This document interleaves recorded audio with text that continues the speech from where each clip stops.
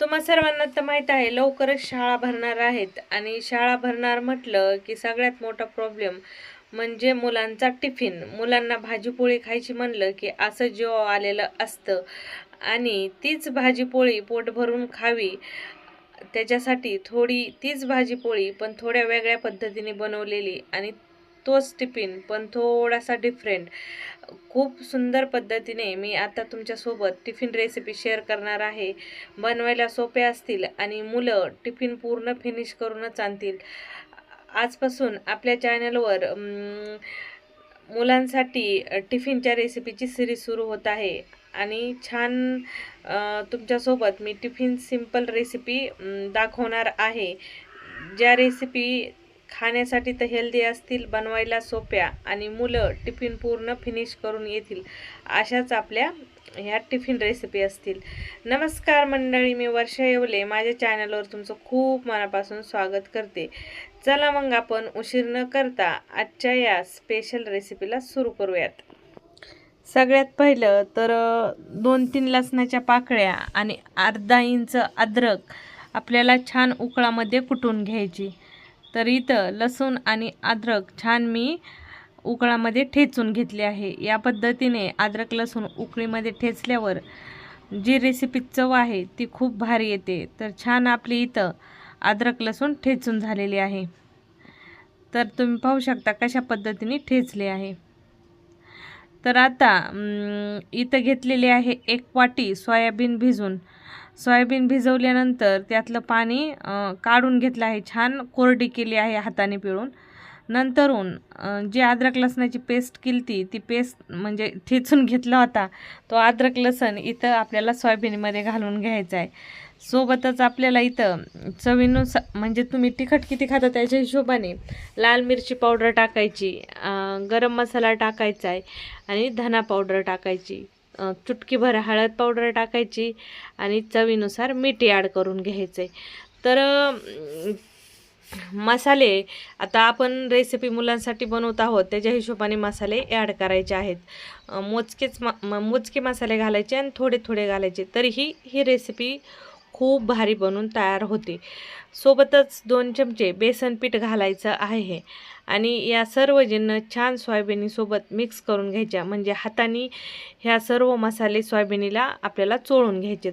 हाताने चोळल्यानंतर व्यवस्थित सोयाबिनीला हे मसाले वगैरे चिटकतात. तर छान सोयाबीन इथं मसाल्यासोबत मिक्स करून घेतले आहे.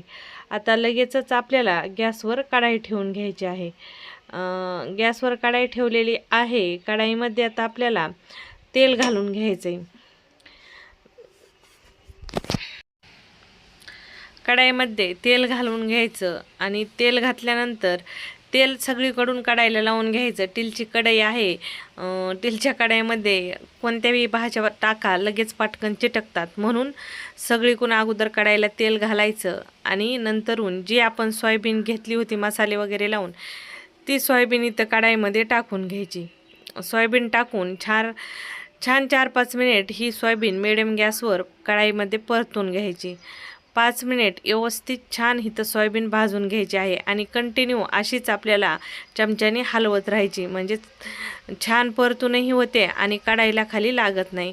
5 मिनिटानंतर मध्यम आकाराच्या 2 शिमला मिरच्या आणि 2 कांदे लांबसर पातळसर कट करून घालायचे. आता सोयाबीनीसोबत कांदे आणि मिरच्या इथं आपल्याला छान मिक्स करून घ्यायच्यात आणि कांदा मिरची घातल्यानंतर परत 2-3 मिनिट हे मिश्रण छान परतून घ्यायचं आहे. कारण ना अगोदर तुम्ही कढाईमध्ये जर कांदा आणि हिरवी मिरची शिमला मिरची घातली तर ती लगेच मऊ पडते. एकदम मऊ आपल्याला या रेसिपीमध्ये मिरची आणि कांदा पाहिजे नाही. हलका कच्चा म्हणतो ना तशा पद्धतीने मिरची आणि कांदा ठेवायचा आहे, ज्याने टेस्ट खूप भारी येते. मीठ कमी वाटत होतं म्हणून वरतून थोडंसं मीठ घालून घेतलं आणि परत 2-3 मिनिट ही सोयाबीन फ्राय करून घेतली. मस्त आपली इथं ही सोयाबीनची भाजी म्हणजे फ्राय सोयाबीन तयार झालेली आहे. डायरेक्ट अशी जरी तुम्ही चमच्याने खाल्ली ना तर ही सोयाबीन खायला खूप भारी लागते, एक नंबर भाजी लागते. वरण भातासोबत तुम्ही साईड भाजी म्हणून तोंडी लावण्यासाठी ही रेसिपी आवर्जून बनवू शकता, एक नंबर खायला लागते. चला आता आपली इथं सोयाबिनीची भाजी बनवून तयार झाली आहे. वरतून कोथिंबीर टाकली आणि इथं ही भाजी साईडला ठेवून घेतली. आता आपल्या रेसिपीची पुढची प्रोसेस करायची म्हणजे पुढचा पार्ट. आता याचे आपल्याला इथं छोट्या छोट्या चपात्या किंवा छोटे छोटे फुलके बनवून घ्यायचे. तर खूप आपण नॉर्मली लांब लांब मोठ्या चपात्या लाटतो ना, तशा नाही. छोट्या आपण जशा रोट्या करतो ना, फुलके करतो त्या पद्धतीचेच इथं हे फुलके किंवा रोट्या म्हणू शकता करून घ्यायचे. छान लाटून घ्यायचे. नंतरून आपल्याला याला मस्त तव्यावर घालून भाजून घ्यायचं आहे. आणि जशी नॉर्मली आपण चपाती भाजतो त्या पद्धतीने इथं हा फुलका भाजायचा आहे. तूप लावू शकता, तेल लावू शकता, तुम्हाला काय लावायचं ते लावून मस्त छान हा फुलका इथं भाजून घ्यायचा. मस्त या पद्धतीनेच बाकीचे फुलके देखील मी बनवून घेतले. आता फुलके बनवून घेतले की लगेचच आता आपल्याला याचा रोल तयार करायला घ्यायचा आहे. फुलक्यावर आपल्याला वरतून लावायचा आहे टोमॅटो केचप.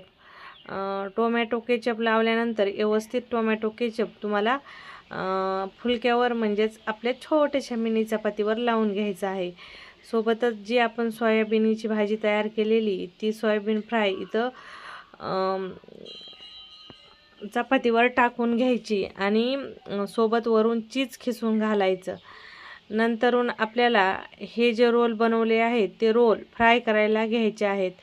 फ्राय केल्यानंतर मस्त टेस्टी असे हे रोल बनवून तयार होतात आणि भारी खायला लागतात.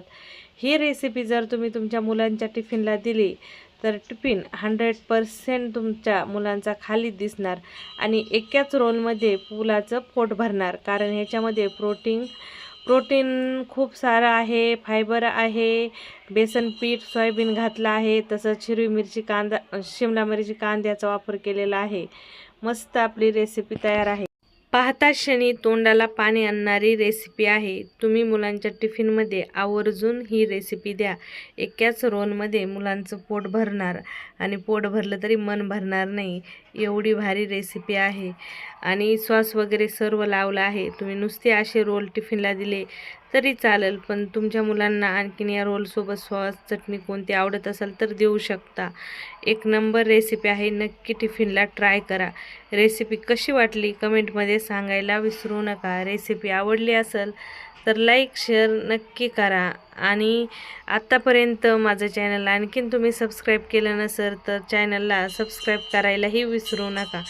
परत भेटू आपण अशाच नवीन रेसिपीसोबत.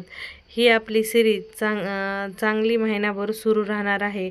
या सिरीजला मनापासून सपोर्ट करा. चला मग परत भेटू अशाच नवीन रेसिपीसोबत. तोपर्यंत नमस्कार.